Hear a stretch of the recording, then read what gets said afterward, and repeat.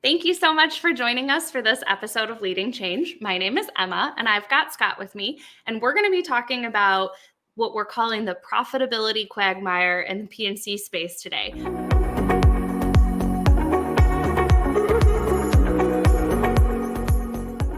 But before I get to all the questions that I've got for you, can you give everybody an introduction? I sure can. And one, it's great to be here. Thrilled to talk to you today. I am the CEO of Pinpoint Predictive, and we'll talk a little bit about that today, I'm sure. But been in the insurance industry for a long time as a CEO for a carrier, and then with McKinsey for a while. And really, I'm an insurance card carrying member. Love the industry. Want to do whatever we can to make it a lasting legacy and continue to contribute to society and protect its policyholders. I just love what we do. Well, thank you for joining me, and I'm excited to dive more into maybe how we get ourselves back on track a little bit to some of the promises that we make to our policyholders. So I mentioned this in the intro here a minute ago. It was like this idea of the profitability quagmire. So can you talk us through, in your mind, what that means and how we ended up in this space? Sure. When you talk profitability quagmire, it really can be evidenced by looking at what's happened over the last year, where carriers have unfortunately had to pull out of geographies and out of lines. And the clear stated reason for the exits are profitability. And that's a shame because, again, we're here to protect dreams of individuals and their businesses. And to have to exit a state because of profitability just doesn't sit well with me. But more importantly, I don't think it sits well with anybody in the industry. I'm not attacking anybody. I think we would love to address this. How we got here, probably a couple or several reasons that I would talk about, Emma. First one, obviously there's been some catastrophes, and we'll put that over to the side, but we've also seen a sharp rise in social inflation, cost of replacing and fixing autos, cost of replacing homes. We've all read the news and seen that social inflation issue. We've also had, I would say, ineffective risk assessment, especially risk assessment at the very beginning, learning more about the individuals before they even get in our doors so we can make better decisions, make sure we're giving the consumer a relevant experience. Overall, it's just better to have that kind of intelligence. And then I also think we fall victim a little bit to increasing our top line growth at the expense of the profitability, and the false dichotomy that those two can't happen at the same time. And I believe, as does the whole team at Pinpoint, that you can profitably grow your top line by using the type of tools that Pinpoint provides. And I guess the last thing I would say is, one reason folks are willing to take that risk on top line growth is they believe they can price appropriately. Well, as we're seeing, because they got their rate increases in the states that had to exit from, that there isn't a rate for every risk out there.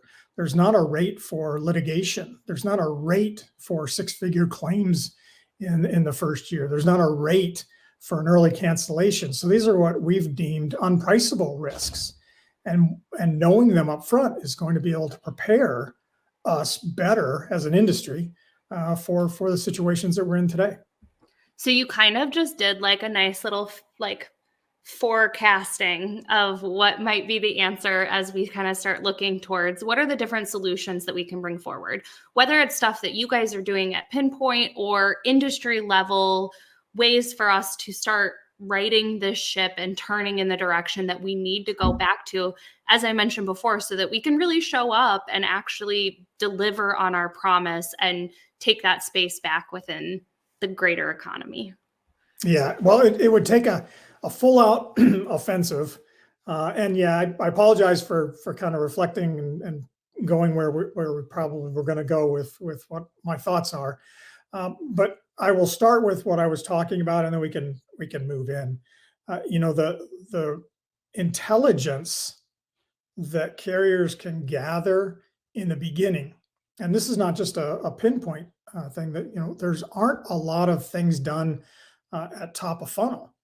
They wait until the end or middle of the line to pull third party data, and what data they're pulling isn't always as predictive, and especially doesn't relate to the individuals. So getting smarter on the individuals, continue to do what the industry is doing in terms of Internet of Things and knowing about the what they're insuring, but enhance it by being proactive early on and learning more about the person who owns the car, owns the house, or owns the small business. And by getting that, we're going to be able to provide a better experience. And what I mean by that is, at that point in time, knowing them, we can develop different experience pipes, I like to call them, based on this intelligence we're getting.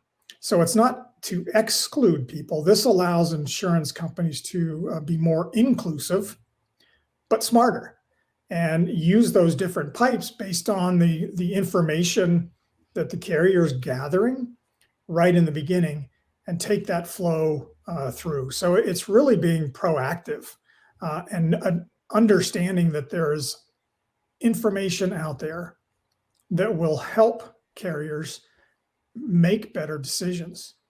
They don't have to always file for rate increases. In fact, those are getting difficult to really count on, which again leads to the exits.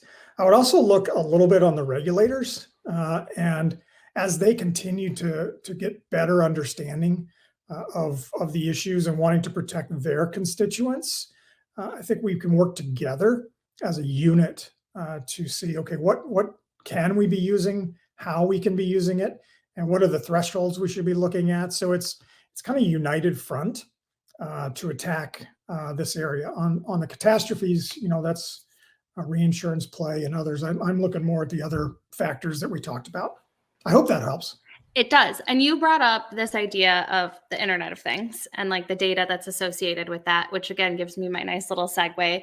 So one of the things that I've been talking a lot about, like I literally posted about it this morning on LinkedIn, is the idea of how we're going to start to kind of see this turn from just talking about IoT to kind of a shift of talking about like the Internet of Behavior, and how this data that we've been collecting for years and years from all of our devices that are giving me notifications as I'm waving my hands around, but they're collecting this information. And now this data is, companies are finally at the point where they can ingest it and use it to make decisions. So how does the work that you guys are doing at Pinpoint play into this idea of the Internet of Behavior, and or differ from what we might see in other industries where we can kind of like free flow the use of data without that added benefit of regulation? Yeah, I love the Internet of Behavior. I will probably steal that, but I'll attribute it to you. Don't worry.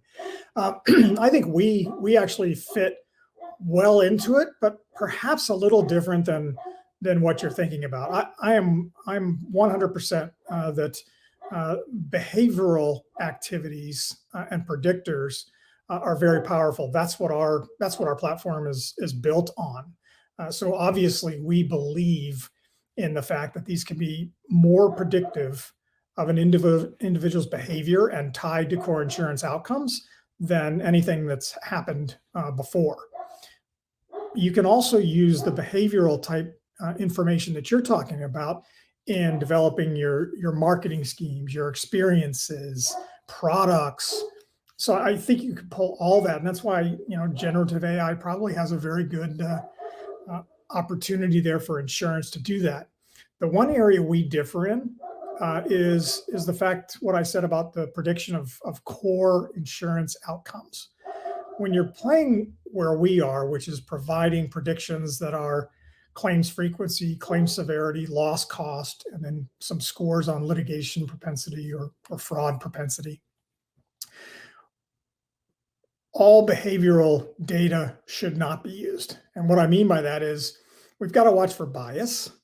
And so when we're using data, we're not collecting individual credit scores, and we're not collecting natural language stuff, and not scraping social media, because that brings an element of bias into the models, and we strive to be as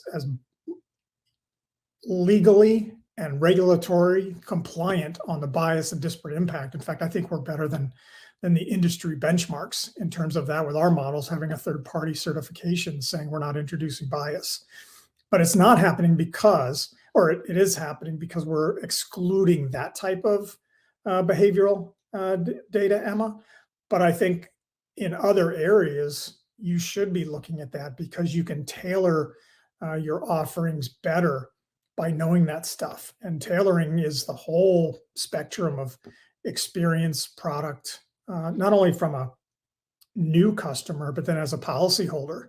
It's much better to find out through behavioral predictors that somebody's had a new kid or moved, and you can have your agents or you directly be more proactive in getting to your customer and seeing what their needs are, and being real relevant is what I like to say, just relevant to the customer at their point in time.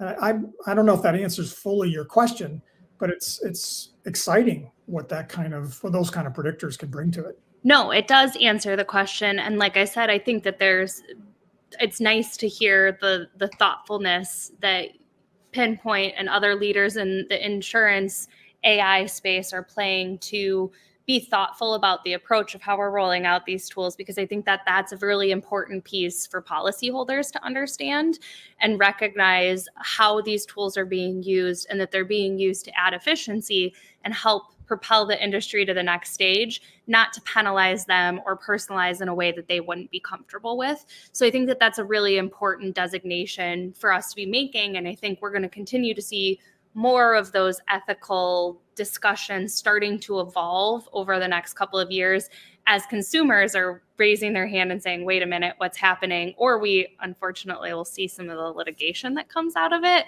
and decisions that are driving that. So it's always wonderful to hear about companies that are being proactive rather than waiting and like playing that game of like, can we get away with it? Well, and you know this, if you're thoughtful in your approach, when we're talking about what we're talking about, we are looking at making everyone better. And you can make people better without using information that you shouldn't, and making sure what your output is compliant. It's really not that hard.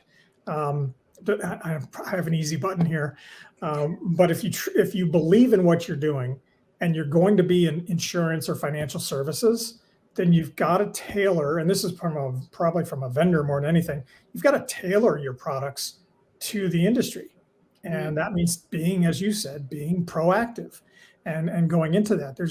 As we both have said, there's amazing things that we're going to be able to accomplish by utilizing data that's not traditionally used in insurance. And we can do it the right way. The one concern I have is, we talked a little bit about this at InsurTech Connect, is with the rise and as you said, consumers being concerned, I kind of worry about the benchmarks. So, it's not an AI issue. It's just as we use new data and we look to bias or whatever, hopefully we're utilizing the same standards we have for years that we've used on humans and in other things, and not creating another standard, because then it gets really confusing and will result in slowing down all these advancements that we're talking about. Well, and the role of the regulators is to protect, and those rules and those standards have been set already. And I've talked about this in so many of these different interviews, the idea that yes, there can be inherent bias in data and, machines and tools that we're developing with technology, just the same way that there can be inherent bias from the people that have been making these decisions for a long time. And we actually have more room to remove that when we start to rely on the tools that are automated and take care of these processes for us. We just have to, again, to your point, be thoughtful about the way that we're moving forward with it and work alongside the regulators to get them to recognize the role that technology plays in helping us move beyond these barriers, rather than getting caught up in the nuances of like what could happen if we use the technology the wrong way. And I think there's more to come. We could probably do a 6-month check-in on all of the things that are happening with what's happening on the regulator side and also the legal side and bills that are coming through with all of this in mind. So I think there's a lot more to come, but again, we're not going to solve it on our 15-minute call today. Well, I know. One good thing is, and others could consider this, insurance is at the beginning stages of that regulatory adventure. And so you're getting different, you have the NAIC guidelines, which were adopted by the members and we agree with entirely. And you have some states doing it as well.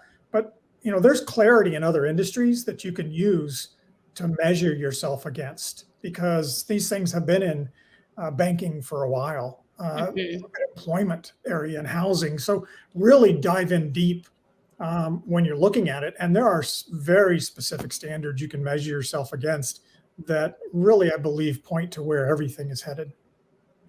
Well, thank you so much, Scott, for joining me for the discussion, and for everybody for watching. If you're not already, make sure that you're following Scott and Pinpoint on LinkedIn so that you can stay up to date with everything that's happening there. And please don't hesitate to reach out to either one of us if you've got any questions. But thank you again for your time, Scott, and have a wonderful day, everyone. Thank you so much for joining me for this episode of Leading Change. If you liked what you saw, be sure to subscribe and come back weekly for more expert interviews on digital transformation, change management, and emerging technologies.